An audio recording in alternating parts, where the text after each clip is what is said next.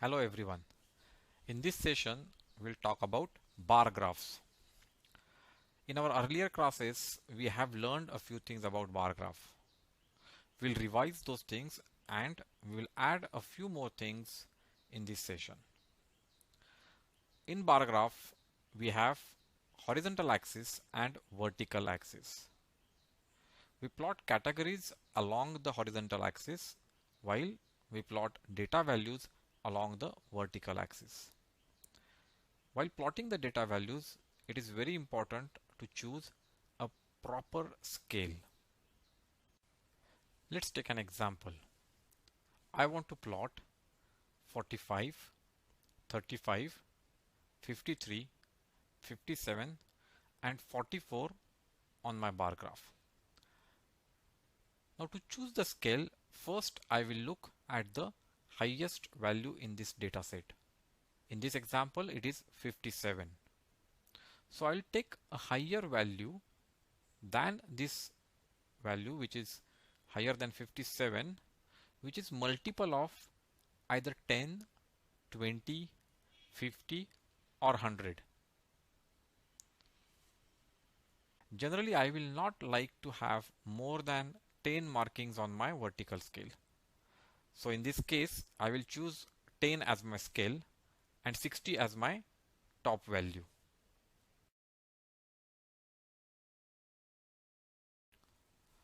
So one of the important steps of drawing a bar graph is choose proper scale. Now next step is to draw the bars. It is very important to note that the width of the bar has to be equal.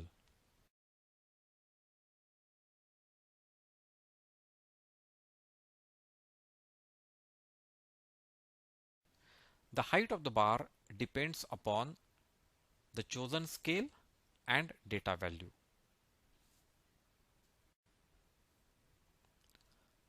So let's now draw the bars. Ensure that the width of the bar is equal and the height is dependent on the data values. Before we call our bar graph as complete, we need to write the scale at the top right end of the bar graph. So in this case, our scale is 1 unit is equal to 10. Now what 10? 10 can be centimeters, can be students, number of students, can be marks. So we have to write here as 1 unit is equal to 10 and then of course the unit of measurement. Let's draw one graph to firm up our understanding of how to draw graphs. Following data gives total marks out of 600 obtained by 6 children of a particular class. Represent the data on a bar graph. The data is provided here in a tabular form. So Ajay got 450, Bali got 500, Deepti got 300, Fayaz 360, Geetika 400 and Hari 540 marks. So let's now draw the graph. The first step in drawing graph is choosing appropriate scale. Now in this case we know these marks are out of 600, which means the maximum mark any student can get is 600. So we will choose the scale of 100 marks that will give us 6 markings and that fits our requirement. Let's draw the axis first, the vertical axis and the horizontal axis. On the horizontal axis, we'll have to plot the categories. Our categories are the student names. So we will write the names of students along the x-axis. Let's now make the markings as per our scale. So we are plotting marks along the y-axis, that is vertical axis, and we are plotting students along the x-axis or the horizontal axis. Now we will write the scale at the top right hand corner. The scale is 1 unit is equal to 100 marks. Now let's start drawing the bars of equal width and the height dependent on the data value of each student's marks. Let's revise the important points here. First, the width of the bars have to be equal. Then we draw the category along the horizontal axis. We draw the data values along the vertical axis.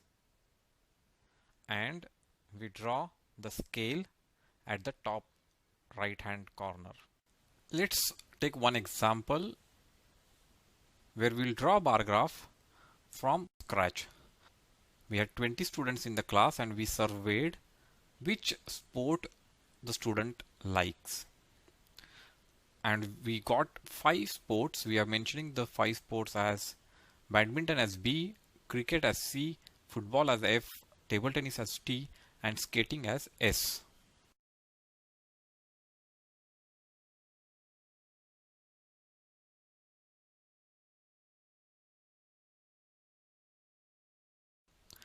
And here is the data which we got from our survey.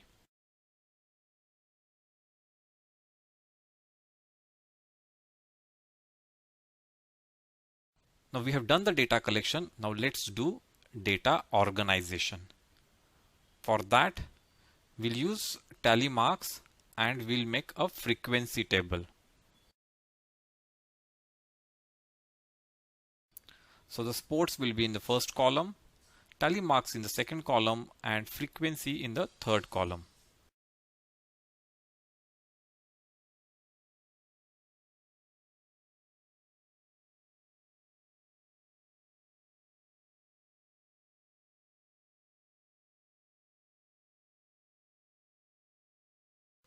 Now once we have organized the data, now we can start drawing the bar graph. What we need is the axis,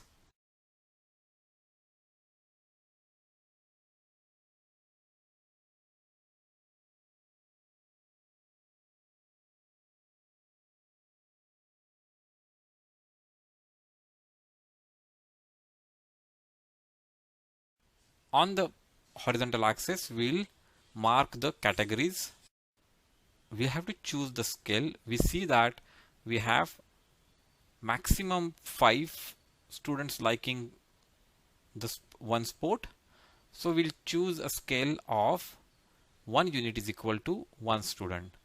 So let's draw the markings.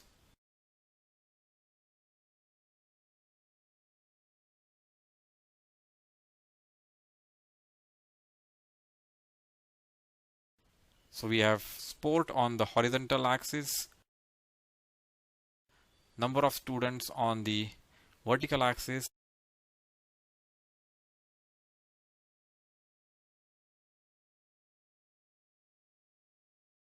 and our scale is 1 unit is equal to 1 student.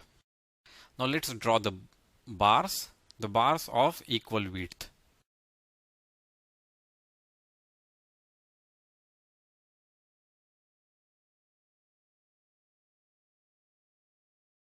So after drawing the bar graph, now let's analyze the bar graph. So just looking at the bar graph, we can say that cricket is the most popular sport in the class. We can also say that skating is the least popular, while badminton, football, and table tennis, they enjoy equal popularity.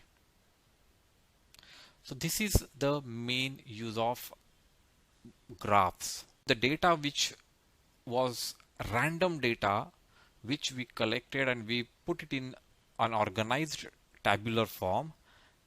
After tabular form, it became a little more visible, little more understandable when we organized it. But when we drew the bar graph, it became more understandable. We could draw conclusions easily just by looking at the bar graph. And that's the main use of bar graph. I'm sure you would love to watch our other videos on data handling. Do watch these videos, leave us comments, and do not forget to subscribe the channel so that you can get notifications whenever we upload more videos. Till then, goodbye.